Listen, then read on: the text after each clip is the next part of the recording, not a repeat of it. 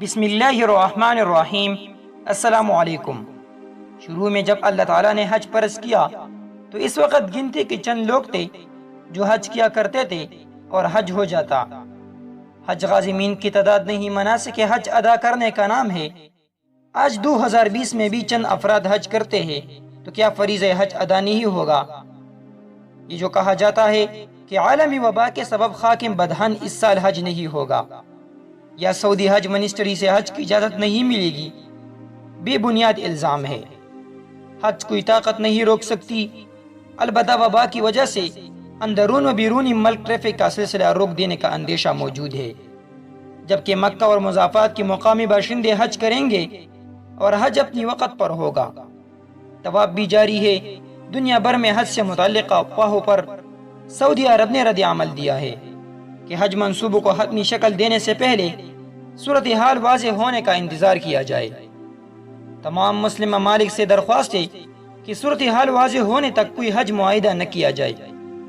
28 مئی کو جو اہم بیان آیا تھا وہ یہ ہے کہ سعودی نیوز ایجنسی کے مطابق وزارت حج نے ایک بیان میں کہا ہے کہ عالمی وبا کی صورتحال کا جائزہ لینے کے لیے ماہرین غور کر رہے ہیں، اور صورتحال جیسے ہی بہتر ہوں گے تو اسی حوالے سے کوئی بہتر فیصلہ کیا جا سکے گا۔ جبکہ ملک میں معطل ہونے والے معمولاتی زندگی اب آہستہ آہستہ بحال ہو رہی ہے، تاہم حج و عمرہ کی بحالی کے حوالے سے ابھی کوئی فیصلہ نہیں ہوا ہے۔ سعودی وزارت داخلہ کے مطابق 21 جون کو مکہ مکرمہ کی مساجد نمازیوں کے لیے کھول دی جائیں گے، جس کے بعد احتیاطی تدابیر پر عمل کرتے ہوئے باجماعت نماز ادا کی جائیں گے۔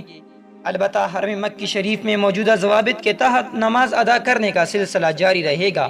واضح رہے، سعودی وزارت داخلہ نے دیگر شہروں کی طرح مکہ مکرمہ میں بھی کرفیو نرمی کا اعلان کیا ہے، جس کا آغاز 31 مئی سے ہوگا۔